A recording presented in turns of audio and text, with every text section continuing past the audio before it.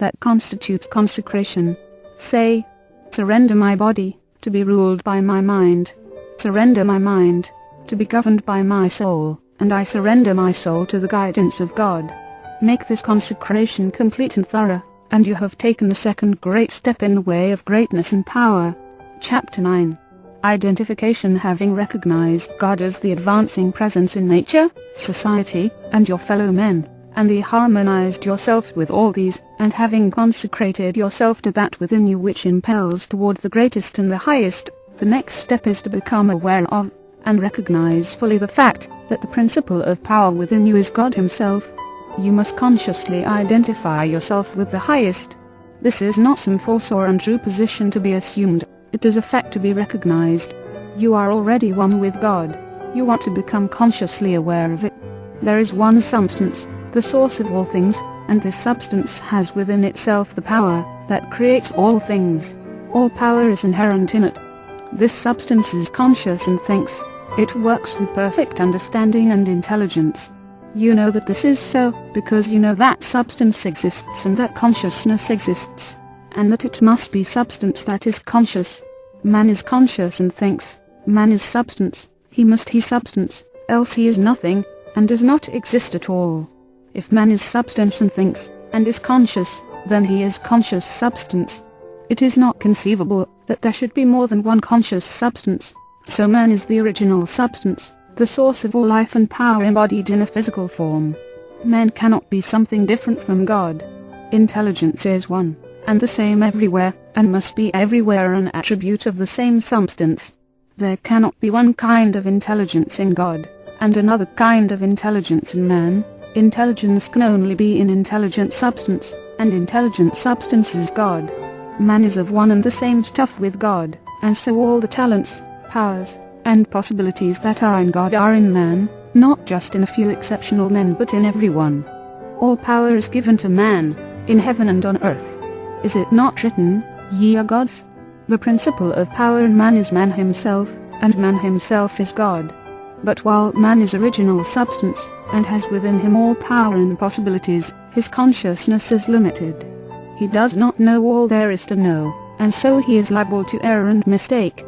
To save himself from these he must unite his mind to that outside him which does know all. He must become consciously one with God. There is a mind surrounding him on every side, closer than breathing, nearer than hands and feet, and in this mind is the memory of all that has ever happened, from the greatest convulsions of nature in prehistoric days to the fall of a sparrow in this present time, and all that is in existence now as well. Held in this mind is the great purpose that is behind all nature, and so it knows what is going to be. Man is surrounded by a mind that knows all there is to know, past, present, and to come. Everything that men have said, or done or written is present there. Man is of the same one identical stuff with this mind. He proceeded from it, and he can so identify himself with it, that he may know what it knows. My Father is greater than I, said Jesus, I come from Him, and my Father are one. He shows the Son all things. The Spirit shall guide you into all truth. Your identification of yourself with the infinite must be accomplished by conscious recognition on your part. Recognizing it as a fact that there is only God, and that all intelligence is in the one substance, you must affirm somewhat after this wise. There is only one, and that one is everywhere. Surrender myself to conscious unity with the highest. Not I, but the Father. I will to be one with the Supreme, and to lead the divine life. I am one with infinite consciousness. There is but one mind, and I am that mind. I that speak unto you am He. If you have been thorough in the work as outlined in the preceding chapters, if you have attained to the true viewpoint, and if your consecration is complete, you will not find conscious identification hard to attain. And once it is attained, the power you seek is yours, for you have made yourself one with all the power there is. Chapter 10. Idealization. You are a thinking center in original substance, and the thoughts of original substance have creative power. Whatever is formed in its thought, and held as a thought form must come into existence as a visible, and so-called material form, and a thought form held in thinking substance is a reality. It is a real thing, whether it has yet become visible to mortal eye or not. This is a fact that you should impress upon your understanding, that a thought held in thinking substance is a real thing. a form, and has actual existence, although it is not visible to you. You internally take the form in which you think of yourself, and you surround yourself with the invisible forms of those things with which you associate in your thoughts. If you desire a thing, picture it clearly, and hold the picture steadily in mind until it becomes a definite thought form. And if your practices are not such as to separate you from God, the thing you want will come to you in material form. It must do so in obedience to the law by which the universe was created. Make no thought form of yourself in connection with disease or sickness, but form a conception of health. Make a thought form of yourself as strong and hearty and perfectly well. Impress this thought form on creative intelligence, and if your practices are not in violation of the laws by which the physical body is built, your thought form will become manifest in your flesh.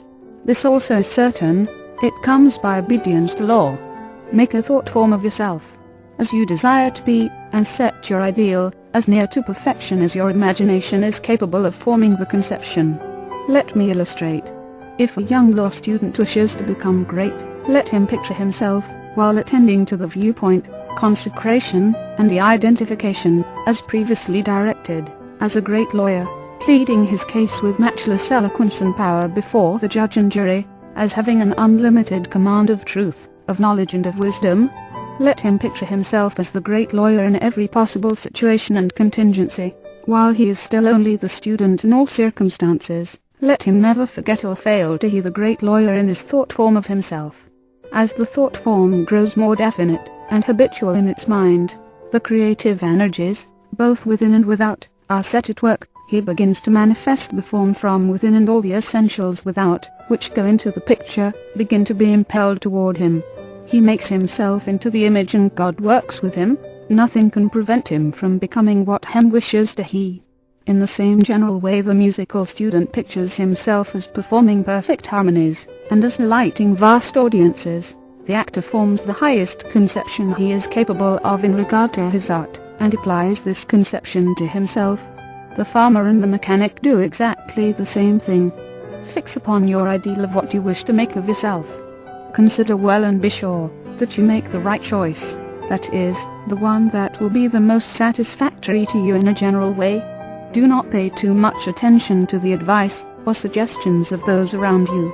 Do not believe that anyone can know, better than yourself, what is right for you. Listen to what others have to say, but always form your own conclusions. Do not let other people decide what you are to be. Be what you feel that you want to be. Do not be misled by a false notion of obligation or duty. You can owe no possible obligation or duty to others that should prevent you from making the most of yourself. Be true to yourself, and you cannot then be false to any man. When you have fully decided what thing you want to be, form the highest conception of that thing that you're capable of imagining, and make that conception a thought form. Hold that thought form as a fact, as the real truth about yourself, and believe in it. Close your ears to all adverse suggestions. Never mind if people call you a fool and a dreamer. Dream on. Remember that Bonaparte, the half-starved lieutenant, always saw himself as the general of armies and the master of France, and he became in outward realization what he held himself to be in mind. So likewise will you. Attend carefully to all that has been said in the preceding chapters, and act as directed in the following ones, and you will become what you want to be. Chapter 11. Realization. If you were to stop with the close of the last chapter, however, you would never become great. You would be indeed a mere dreamer of dreams, a castle builder. Too many do stop there. They do not understand the necessity for present action, in realizing the vision and bringing the thought form into manifestation. Two things are necessary. Firstly, the making of the thought form, and secondly, the actual appropriation to yourself of all that goes into, and around, the thought form. We have discussed the first, now we will proceed to give directions for the second. When you have made your thought form, you are already, in your interior, what you want to be. Next you must become externally, what you want to be. You are already great within, but you are not yet doing the great things without. You cannot begin, on the instant, to do the great things. You cannot be before the world a great actor, or lawyer, or musician, or personality you know yourself to be. No one will entrust great things to you as yet if you have not made yourself known. But you can always begin to do small things in a great way. Here lies the whole secret. You can begin to be great today in your own home,